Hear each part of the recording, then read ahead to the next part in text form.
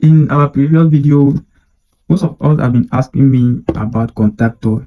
What is a contactor? So today lesson we are going to elaborate and give a clear definition and explanation of this component called a contactor.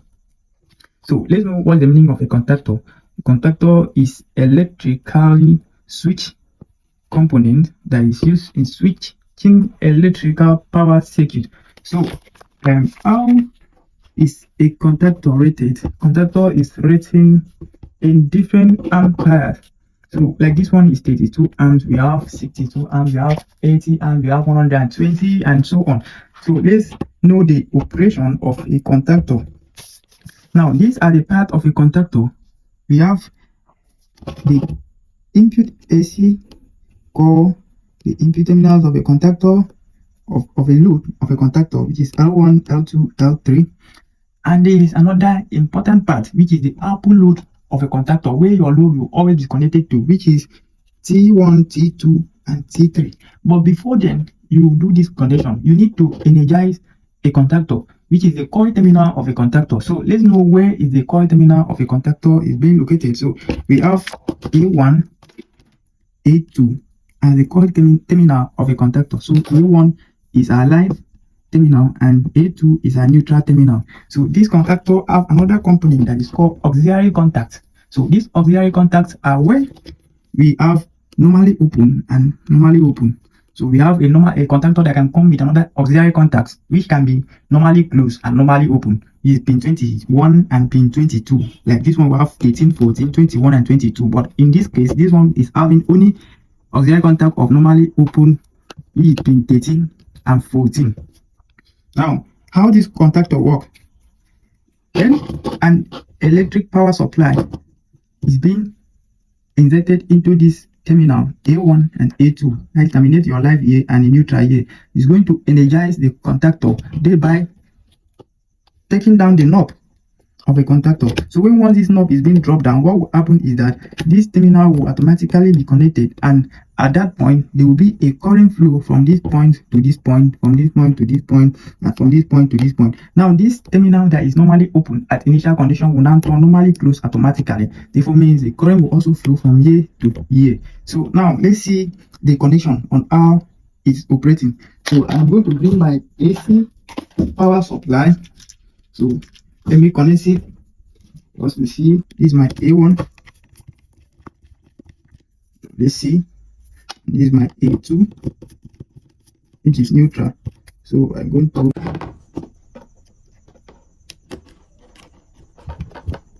my neutral is being terminated. Now let me connect my live terminal. So I'm going to insert it here.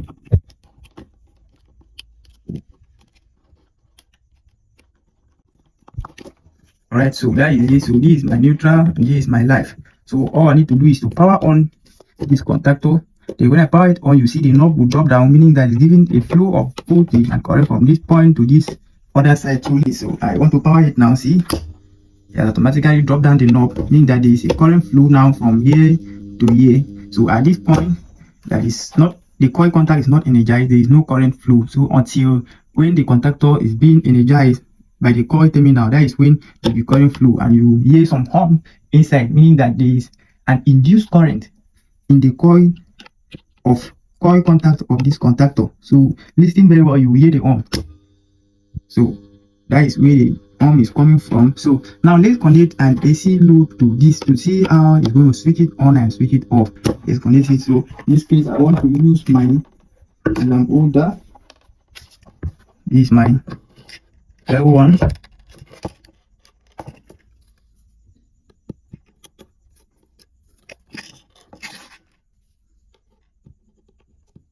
That is T1, which is the output load, and this T2. You see, this contactor is a 3-phase contactor, but I'm using a single phase load, so I want to connect it in a single phase. So what I need to do is that if I energize this contactor now, you see the contactor will, the bulb will not power on.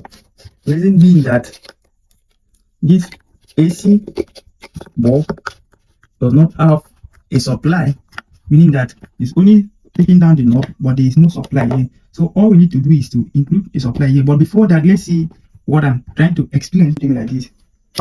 See, the bulb is not turning on. So what we need to do is to take in a supply from here down here, and the neutral from here to T3 as the case may be, and as it is connected here before the AC bulb can turn on. So let's see how it works. So this L1,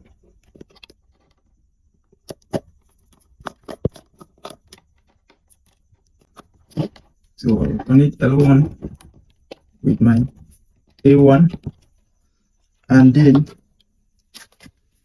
the A2, take this one here, T3. See, this one is connected to T3, so take it to T3. That is my neutral. Right, and done. So let me now power the contactor for you to see that it's going to turn on the AC bulb now. See, now it's turning on the AC bulb. So that is just how the operation is. So if there is any question, you need to drop it at our comment section. But don't forget something. This contactor is just simple explanation. Let me show you on the paper how it works. So this the contactor terminal. So this is our A1. This is our A2, which is the coil contact, thing of this nature.